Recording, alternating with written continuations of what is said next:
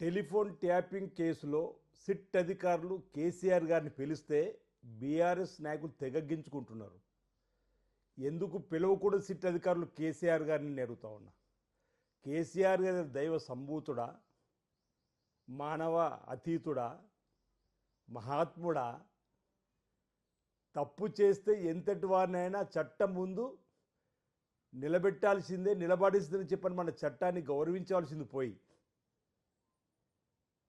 జార్ఖండ్ రాష్ట్రాన్ని సాధించిన శిబు సోరెన్ తప్పులు చేసిన సందర్భంలో జైలుకు వెళ్ళినటువంటి సందర్భాన్ని ఒకసారి గుర్తు చేస్తూ ఉన్నాం. జయలలిత గారు ముఖ్యమంత్రిగా ఉన్నప్పుడే తనపై వచ్చిన ఆరోపణలో తప్పులు తేలి చట్టం తను జైలు పంపించినటువంటి సందర్భాన్ని గుర్తు చేస్తూ ఉన్నాం. కర్ణాటకలో యాడూరప్ప కానీ ముఖ్యమంత్రిగా పనిచేసినటువంటి సేవలు చేసినటువంటి వ్యక్తి కానీ, లాలూ ప్రసాద్ యాదవ్ గారు కూడా ముఖ్యమంత్రి ఉన్న సందర్భంలో పొరపాటు చేసి జైలుకు వెళ్ళి వచ్చినటువంటి సందర్భాలు వీళ్ళకి కనిపిస్తలేవా అంటున్నా. సకల జనుల సమ్మెతో ఎంతోమంది యువకుల అమరుల త్యాగ ఫలితం మన ప్రత్యేక తెలంగాణ రాష్ట్రం. అలాంటి తెలంగాణను తమ నీచపు పనులతో భ్రష్టు పట్టించి రాష్ట్రాన్ని సర్వనాశనం చేసిన దానికి ప్రజలకు క్షమాపణ చెప్పాల్సింది పోయి ఇలాంటి నీచపు పనులు, దుర్మార్గమైనటువంటి పనులు చేసి ఆ మూటాకు నాయకుడిగా ఉన్నటువంటి కేసీఆర్ సిట్టు పిలిస్తే ఎందుకు నాన్న యాగి చేస్తున్నారని అడుగుతా ఉన్నా. చేసిన తప్పులు సరిదిద్దుకునే ప్రయత్నం చేయకుండా నిజాలను జరిగిన పొరపాటును సిట్ అధికారుల ముందు, చట్టం ముందు చెప్పే ప్రయత్నం చేయకుండా ఎందుకు ఈ డొంక తిరుగుడు సమాధానం చెప్పని నేను అడుగుతా ఉన్నా. ఈరోజు టెలిఫోన్ ట్యాపింగ్లో అవును ప్రభుత్వంలో ట్యాపింగ్ జరుగుద్దని చెప్పని ఇంకా అడ్డదారిలో మాట్లాడే ప్రయత్నం చేస్తున్నారు. సంఘ విద్రోహ శక్తులు, దేశ ద్రోహులు, ఆటంకవాదుల ఫోన్ల పేరిట రాజకీయ నాయకుల ఫోన్ ట్యాపింగు, వ్యాపార వర్గాలకు సంబంధించిన ఫోన్ ట్యాపింగు, సినిమా తారల ఫోన్ ట్యాపింగు, జడ్జిల ఫోన్లు కూడా 50 సందర్భము.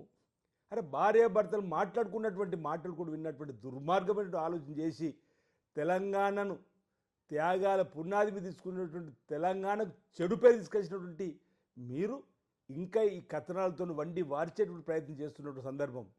ఈరోజు మీరు టెలిఫోన్ ట్యాపింగ్ జరిగిందన్నారు, తెగ బాధపడ్డారు, గగ్గోలు పడ్డారు. రాజకీయంగా మమ్మల్ని ఓర్వలేకని విమర్శలు చేస్తున్నాం అన్నారు. ఈరోజు కల్వకుట్ల కుటుంబం నుంచి వచ్చిన కవిత కూడా అవును టెలిఫోన్ ట్యాపింగ్ జరిగింది, మా ఆయన టెలిఫోన్ కూడా ట్యాపింగ్ చేసిరని చెప్పిన దానికి సమానం చెప్పలేక ఈరోజు ఈ విధంగా పిచ్చి పిచ్చి ప్రేలాపనలు చేయడం అనేది సబబు కాదు. మా ముఖ్యమంత్రి రేవంత్ రెడ్డి గారు పీస్ అధ్యక్షున్నప్పుడు కూడా ఆయన మాటలు కూడా ట్యాపింగ్ ద్వారా విని ఈ రాష్ట్రాన్ని తిరిగి అధికారం చేజిక్కించుకోవాలని చూసి మీ అధికారం ఆ దేవుడు మీరు చేసినటువంటి తెలంగాణ రాష్ట్రానికి చేసినటువంటి పాపపు పనులకు తగిన పర్యాయం చేసి కాంగ్రెస్ ప్రభుత్వం అధికారంలోకి వచ్చిన జరుగుతున్నటువంటి కారణాలు.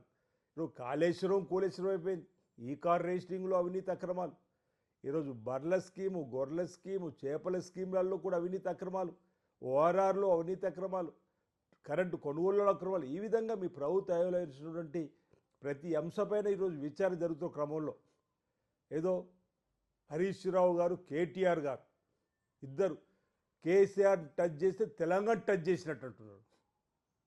అరే తెలంగాణకు మీరు చేసింది ఏంది? అప్పుల రాష్ట్ర కుప్పంగా మార్చింది.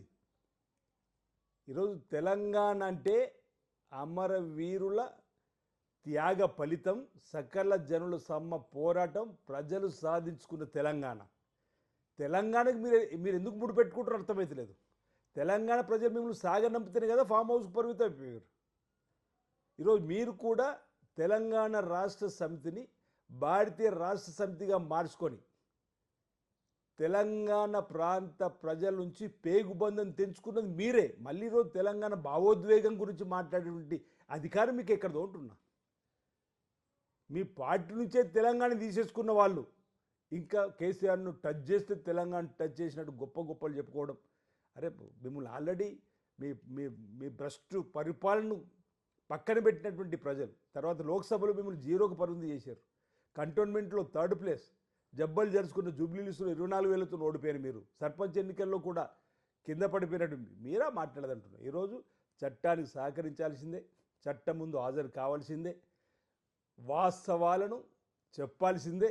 ఒకవేళ వాస్తవాలు దాచే ప్రయత్నం చేస్తే ఇప్పటికే ప్రభాకర్ రావు గారు అమెరికాలో 2 సార్లు పోయి మంత్రాలు జరిపొచ్చారు. వాస్తవాలు తెస్తే సిట్ అధికారులు ఏ విధంగా వాస్తవాలను కూడా రాబట్టాలో వాళ్ళకి తెలుసు. చట్టం ముందు అందరం సమానమే, చట్టాన్ని గౌరవించాల్సిందే. ఇందులో కానీ ఇంతకుముందు జరిగినటువంటి అనేక అవినీతి అక్రమాల్లో పొరపాటును తేలితే చట్టం విధించే శిక్షకు వారు కూడా ఏం అతీతులు కారు, వారు కూడా అనుభవించాల్సిందే.